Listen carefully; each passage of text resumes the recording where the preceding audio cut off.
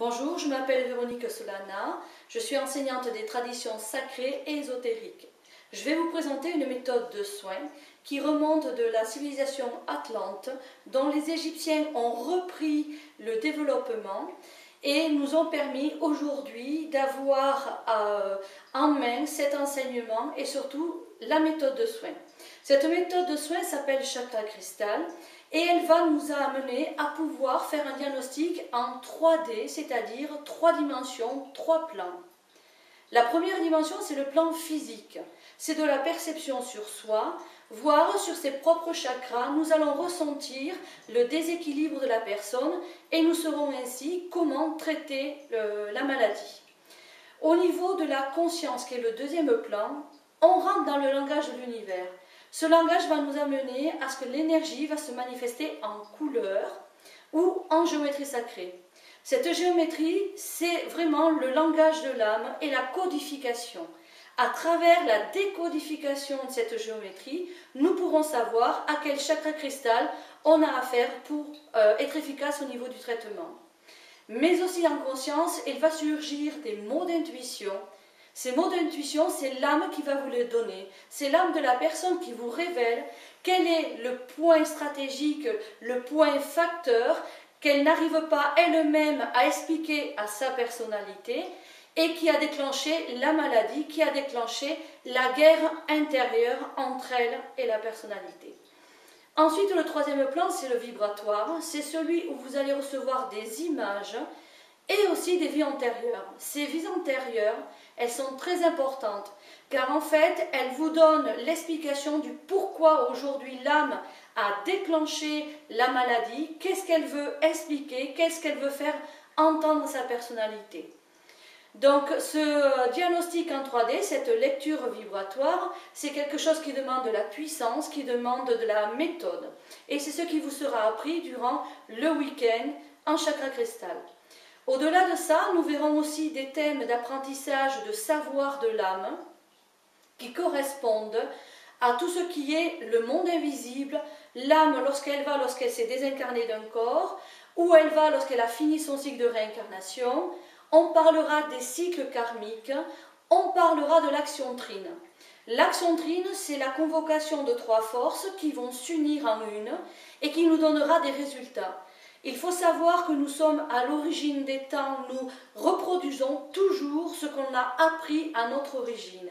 Donc, l'axiontrine est quelque chose de très important à comprendre, car il va nous expliquer comment on évolue dans cette vie présente. Dans l'apprentissage aussi, vous serez amené à pratiquer le diagnostic, le soin, bien évidemment. Et donc, je vais vous présenter très succinctement comment se répartissent les chakras énergie, les chakras cristal. Donc, vous avez un petit bonhomme très simplifié. Vous avez répertorié les 7 chakras principaux. Le chakra 7, 6, 5, 4, 3, 2, 1. Qui sont maintenant bien sûr très connus car ils sont ancestrales dans les traditions et dans les méthodes de soins. Jusqu'à présent, on n'utilisait que les chakras énergie pour pouvoir se soigner, pour pouvoir évoluer. Il faut savoir que ces chakras énergie vont travailler sur les 4 corps auriques premiers. Donc, il est défini le corps aurique qui est en premier le plan physique, l'éthérique, l'astral et le mental. À savoir que tout au long de notre vie, nous enregistrons des mémoires de choses vécues, mal vécues, traumatiques, qui vont se répertorier très facilement sur le plan physique et sur le plan éthérique. Sur l'astral, ce sera des traumatismes, des actions dans lesquelles on aura eu une force énergétique hors norme lors de l'impact, lors du choc, lors de l'incompréhension. Donc c'est pour ça que le plan astral est très difficile à résoudre. Les traumatismes, ces problématiques-là demandent quand même beaucoup de recherche pour pouvoir mettre de l'acceptation. Et il y aura sur le plan mental des mémoires qui nous proviennent de nos vies antérieures. Ces mémoires, ce seront celles qui peuvent réactiver ce qu'on appelle une maladie karmique, qui peut aussi être des points forts que l'on a en soi, du potentiel, des qualités qui vont nous permettre de résoudre des difficultés de notre vie présente. Les chakras énergie s'occupent de tout ce qui est de la matière, du véhicule, du corps physique et de son entretien. Les chakras cristal sont au nombre de 3. Voici le ruban lumineux qui devrait être en couleur lumière, mais il ne se verrait pas, donc je vous l'ai dessiné en rouge. Il n'y a que 3 CC, 3 chakras cristal, le CC1 englobant le chakra 7, 6 et 5, le CC2 englobant le chakra 4 et 3, et le CC3 englobant le chakra 2 et 1. Vous avez compris que pour travailler dans les essais, il faut beaucoup de potentiel, car en fait, on va bouger, on va intervenir sur plusieurs chakras à la fois. Donc les chakras cristal appartiennent à l'âme. Les chakras cristal, c'est le ruban lumineux qui est la trinité supérieure, qui est la relation de l'âme face à son corps physique.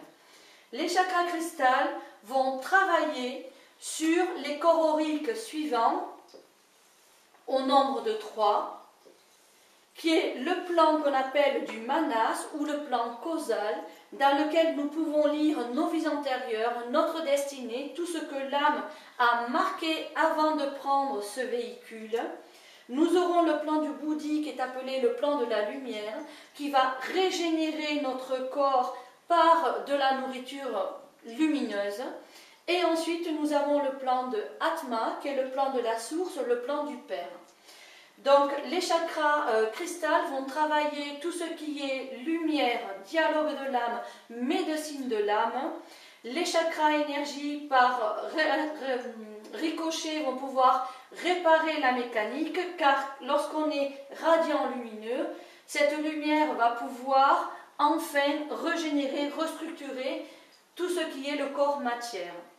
On pourrait aussi représenter ce système d'évolution à travers ce qu'on appelle une constitution septénaire, qui est les 4 éléments, qui est les 4 plans aussi. Nous avons ce qu'on appelle l'Antakarana, qui est un pont qui se construit de vie en vie.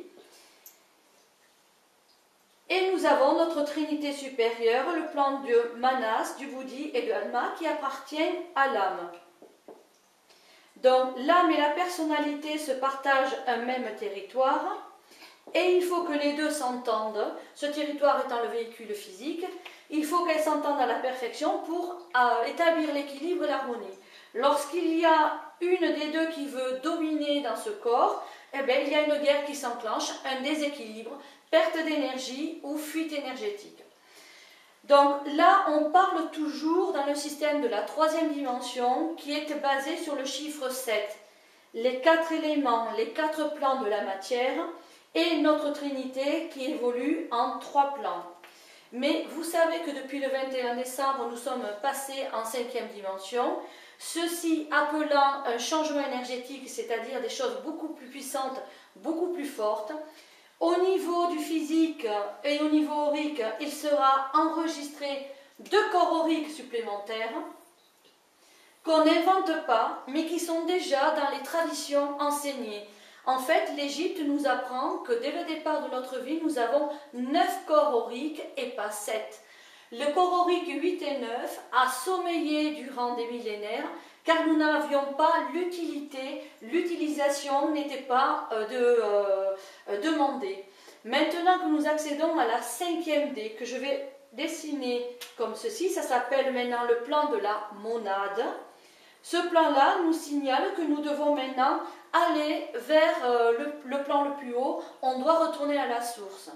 Pour ce faire, nous allons devoir bien sûr passer au nombre de 12, donc en fait, l'être humain ne possède pas 7 chakras principaux, mais 12 chakras. Et les chakras venant, ou on appelle ça des portails, vont pouvoir travailler sur les corps auriques restants, le 8 et le 9, qui est identifié comme le corps cristallin. Mais ceci, c'est un autre enseignement qui s'appelle les crânes de cristal, évoluant dans l'énergie cristalline. Donc, il vous faut acquérir le savoir de l'âme pour pouvoir aller au-delà dans l'appel du cristal, c'est-à-dire vous mettre au diapason des énergies de la 5e dimension. Vous avez compris qu'il est demandé un prérequis pour cet enseignement de très haut niveau qui sera en 2 jours. Il vous faut être eau guérisseur, thérapeute, avoir un 2e niveau de Reiki ou être dans les énergies, surtout connaître qu'il existe les 7 chakras principaux. Et ensuite, nous passerons dans tout le savoir de l'âme que vous verrez durant le stage. Donc, je vous invite à aller dans le site pour regarder le planning, pour pouvoir vous inviter à cette formation. Merci.